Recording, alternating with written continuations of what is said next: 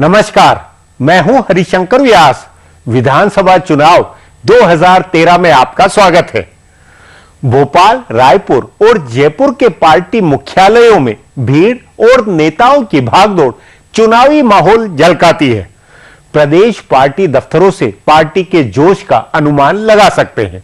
बातचीत में नेता भले बढ़ चढ़कर आत्मविश्वास झलकाए, लेकिन माहौल हकीकत बता देता है।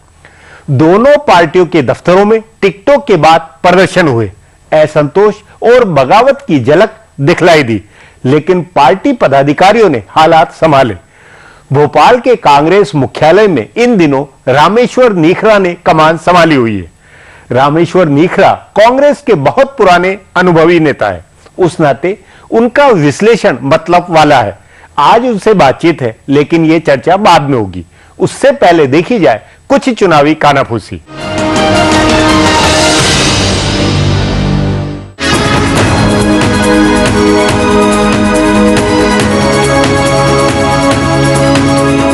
राजस्थान में तीसरी ताकत बनने की राजनीति कर रहे नेशनल पीपुल्स पार्टी के नेता किरोड़ीमल मीणा को इंतजार का फल मिल रहा है। कुछ समय पहले तक वे चुनाव से पहले किसी अलायंस या सीटों के तालमेल की बात कर रहे थे और साथ ही साथ कांग्रेस व भाजपा की टिकटें घोषित होने का इंतजार कर रहे थे। दोनों पार्टियों की टिकट घोषित होने के बाद जो बगावत और भगदड़ शुरू हुई है, उसका सबसे बड़ा फायदा मीणा की पार्टी को मिलता दिख रहा है। भाजपा के कई बागी नेताओं ने उनका दामन थाम लिया है। भाजपा के विधायक अनिल जैन एनपीपी के उम्मीदवार बन गए हैं। भाजपा के सुखराम कोली, बाबूलाल बिरवा, नरेंद्र कंवर आदि नेता मीणा की पार्टी में शामिल हो गए हैं। भाजपा के कई और नेताओं ने निर्दलीय चुनाव लड़ने का ऐलान किया है। इनमें मदन दिलावर, माणिक चंद सुराणा आदि का नाम लिया जा सकता है। यह सही है कि भाजपा में ज्यादा बगावत है, लेकिन कांग्रेस में भी हालात बहुत अच्छे नहीं हैं। राहुल गांधी ने हेमाराम से बात करके उनको मना लिया, लेकिन बसपा से कांग्रेस में आए राजकुमार शर्मा नहीं माने। मुख्यमंत्री अशोक गहलोत के कहने के बावजूद उनकी टिकट नहीं हुई। नोखा अनूपगढ़ में भी कांग्रेस प्रत्याशी को लेकर भारी विरोध हुआ है। हंगामे लाल मेवाड़ा, हरेंद्र मिर्धा आदि नेताओं ने भी बगावत का झंडा उठाया है। कांग्रेस पार्टी ने इस बार 4 राज्यों के चुनाव में कमाल के अंदाज में टिकट बांटे हैं। टिकट बंटवारे से पहले कई किस्म के फॉर्मूलों की चर्चा थी, लेकिन बंटवारे के समय कोई फॉर्मूला नहीं दिखा। जिसके जीतने की संभावना है उसे टिकट दिया गया। फिर ये नहीं देखा गया कि वो बुजुर्ग है या युवा है, साफ सुथरी छवि का है या दागी है, और कांग्रेस का अपना है या बाहर से आया है। तभी कांग्रेस ने इस बार के चुनाव का सबसे बुजुर्ग उम्मीदवार भी उतारा है और सबसे युवा उम्मीदवार भी कांग्रेस ने ही दिया है। एक हफ्ते पहले दल बदल करके आने वालों को भी कांग्रेस ने मध्य प्रदेश में टिकट दिया है और दर्जनों आपराधिक मामलों के आरोपी को दिल्ली में उम्मीदवार बनाया है। बहरहाल कांग्रेस ने सबसे बुजुर्ग उम्मीदवार राजस्थान में उतारा है। पहले कहा जा रहा था कि 70 साल से ऊपर के आदमी को टिकट नहीं मिलेगा, लेकिन कांग्रेस ने नागौर जिले की एक सीट से 84 साल के हरजी राम बुर्डक को टिकट दिया है। इसी तरह भवरी देवी कांड में जेल में बंद मलखान बिश्नोई की 82 वर्षीय मां अमरी देवी को भी कांग्रेस ने उम्मीदवार बनाया है। इसके उलट कांग्रेस ने छत्तीसगढ़ में डोंगरगढ़ सीट पर 26 साल के डॉक्टर थानेश्वर पाटिला को उम्मीदवार बनाया है और खरसिया सीट पर लगभग उन्हीं की उम्र के उमेश पटेल को टिकट दिया है। मध्य प्रदेश में 26 साल के ही जयवर्धन सिंह को भी कांग्रेस ने टिकट दिया है। भारतीय जनता पार्टी के आला नेता आपसी झगड़ा खत्म होने का कितना भी दावा करे, दिल्ली में इसका असर नहीं दिख रहा है। दिल्ली में पार्टी के नेताओं में आपस में तलवार खिंची है और पुरानी निजाम के तमाम लोग पार्टी को निपटाने की राजनीति कर रहे हैं। बताया जा रहा है कि प्रदेश अध्यक्ष विजय गोयल के खिलाफ जो लोग पहले एक साथ थे, उनकी एकता हर्षवर्धन के मुख्यमंत्री पद का दावेदार बनते ही खत्म हो गई है। अब विजेंद्र गुप्ता, आरती मेहरा, विजय मल्होत्रा आदि सबका अपना खेमा है। इसी तरह विजय गोयल ने विजेंद्र गुप्ता को मुख्यमंत्री के खिलाफ मुश्किल सीट से उम्मीदवार बनवाकर उन्हें चुनाव प्रचार से दूर कर दिया है। बताया जा रहा है कि गोयल ने ही गुप्ता का नाम प्रस्तावित किया। भाजपा की ब्रेक के बाद आपका स्वागत है। मध्य प्रदेश और छत्तीसगढ़ दोनों जगह कांग्रेस को सत्ता वनवास भोगना पड़ा है। क्या इस बार मध्य प्रदेश में वनवास खत्म होगा? कांग्रेस की उम्मीदों का आधार आखिर क्या है? इसी पर अब कांग्रेस नेता रामेश्वर नीखरा से बातचीत करते हैं। नीखरा जी, आप लगभग 3 महीने से भोपाल के कांग्रेस मुख्यालय में रह रहे हैं और उम्मीदवारों के चयन, जनसभाएं, सभी नेताओं की सब कुछ देखा समझा है। आपके अनुसार इस चुनाव में सन 2003 और 2008 के मुकाबले में क्या फर्क आपने महसूस किया? 2003-2008 ये एक ऐसा पीरियड चला है कांग्रेस का जिसमें कांग्रेस में कोऑर्डिनेशन की बड़ी कमी थी। और उस कोऑर्डिनेशन की कमी से हम 2003 भी हारे और 2008 भी हारे। यहाँ तक कि जो गलत सलत बातें, अफवाहें दिग्विजय सिंह के शासन के लिए चलती थी, उनका खंडन करने वाला भी कोई ऐसा व्यक्ति नहीं था जो रोज उनका खंडन कर सके, मैदान में खंडन कर सके। अगर चल रही है उनके खिलाफ बयान तो चलने दो, उसको बीच में रोकने का प्रयास नहीं था। यही कमोबेश स्थिति 2008 में हुई।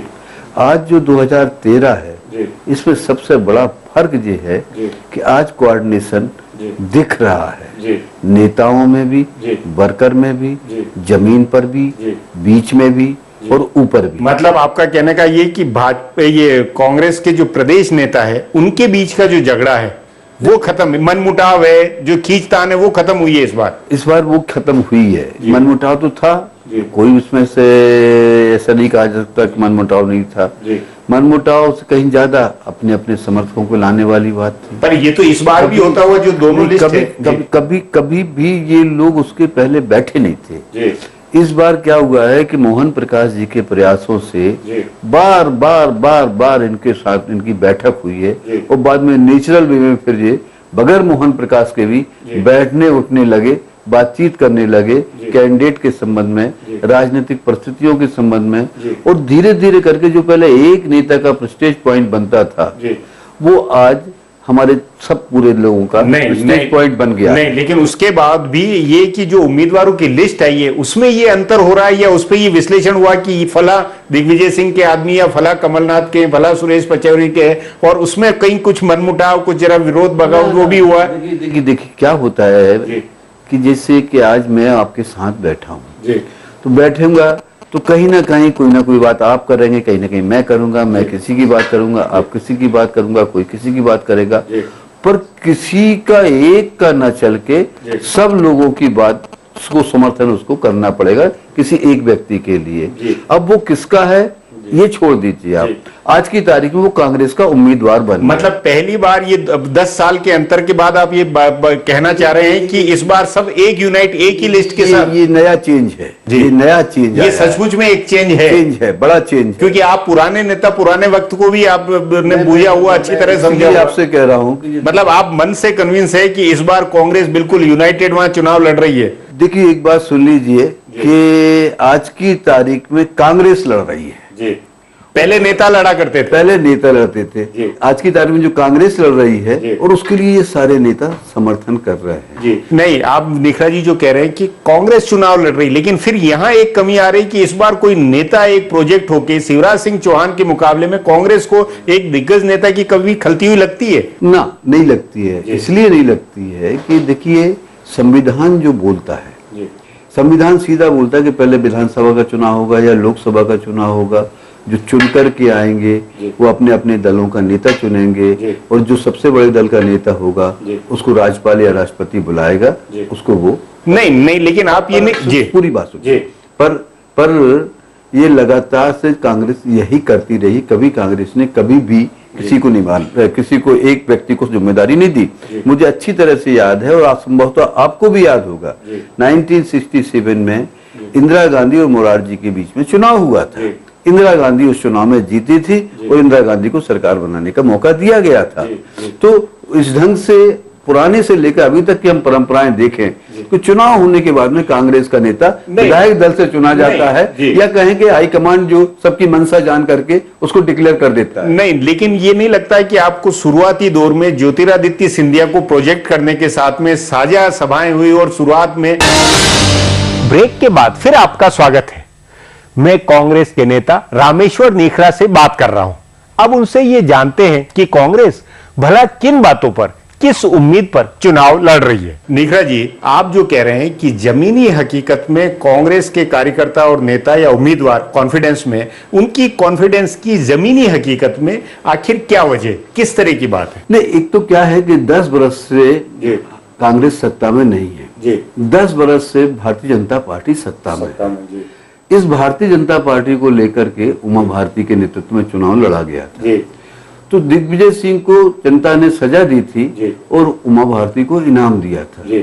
जिसको इनाम दिया था जनता ने, जन भावनाएं जिसके साथ जुड़ी थी, उसको 6 महीने के अंदर भारतीय जनता पार्टी ने हटा करके बाबूलाल गौर ले आए और बाबूलाल गौर के बाद शिवराज सिंह आ गए। बहरहाल इसमें मैं नहीं जानता हूं, पर जो वायदे जनता से किए थे वो कहीं वायदे उसके पूरे नहीं हुए, बल्कि उसने जनता ने उल्टा देखा कि ये पार्टी तो 10 वर्ष में पूरी तरह से आकंठ तक भ्रष्टाचार में डूब गई है। मध्य प्रदेश के किसी भी गांव में आप दौरा करेंगे, अगर धोखे से वहां कोई विकास काम हुआ है तो काम बोलता है, गांव बोलता है कि इसमें बड़ा भारी भ्रष्टाचार। नहीं, लेकिन देखिए काम में जिस तरह 2003 में हुआ था कि बिजली पानी या का जो संकट था और बिजली पानी सड़क का, वैसी कोई इस शिवराज सिंह सरकार को लेकर कोई आलोचना वैसी मुखरता से नहीं दिखाई दे रही है।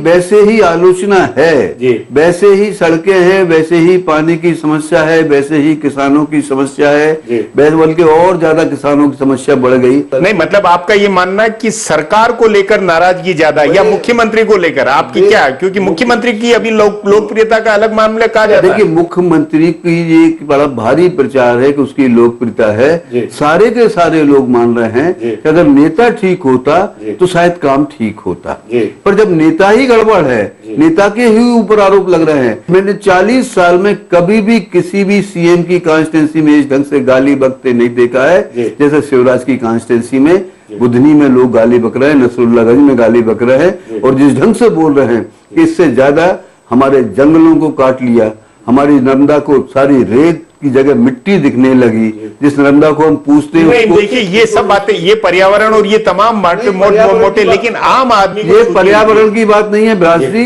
ये भ्रष्टाचार की बात है। जिस ढंग से वहाँ अवैध खनन हुआ है, नहीं, पर ये सरकार का भ्रष्टाचार, पर मुख्यमंत्री की लोकप्रियता को लेकर उसमें ये मुख्यमंत्री की कॉन्स्टिट्यूंसी की बात बता रहा हूँ।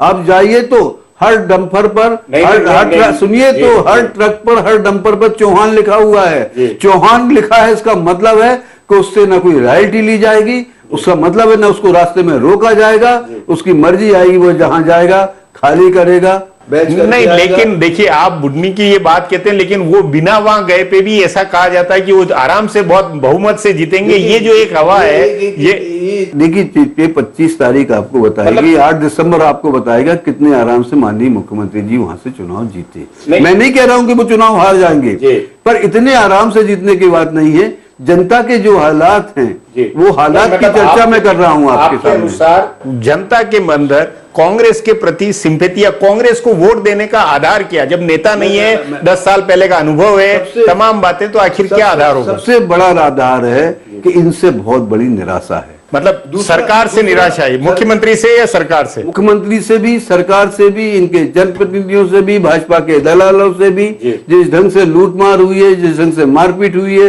जिस ढंग से बलात्कार हुए हैं, जिस ढंग से 1 लाख से ज्यादा महिलाएं इस मध्य प्रदेश से गायब कर दी गई, लड़कियां गायब कर दी गई हैं, उनका कहीं कोई नहीं, पर ये निखरा जी नहीं लगता है कि कांग्रेस कुछ आरोपों को लेकर, मतलब अचानक 3 महीनों में बहुत ज्यादा अतिवाद हो रही है, पहले नहीं था। अचानक 3 महीनों में नहीं, क्या होता है व्यास जी, जनता बहुत समझदार, वो मुखर भी होती है। नहीं तो पर आपने बतौर विपक्ष इसको पिछले 10 सालों में क्यों नहीं उठाया? अब आप नहीं उठाने के बावजूद बार-बार आ रही है। मैं एक बात बता रहा हूँ, कांग्रेस ने बहुत उठाया है, और कांग्रेस से कहीं ज्यादा इस प्रदेश के मीडिया ने भी उठाया है।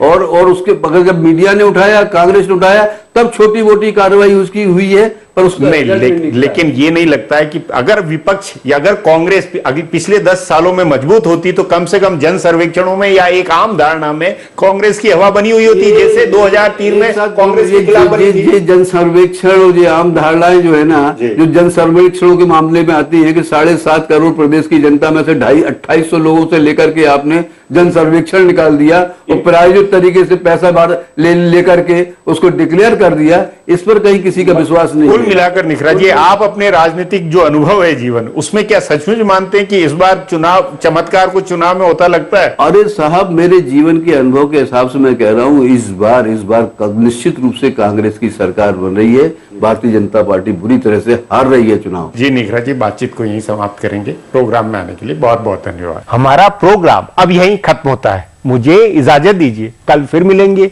इसी चैनल पर, इसी समय।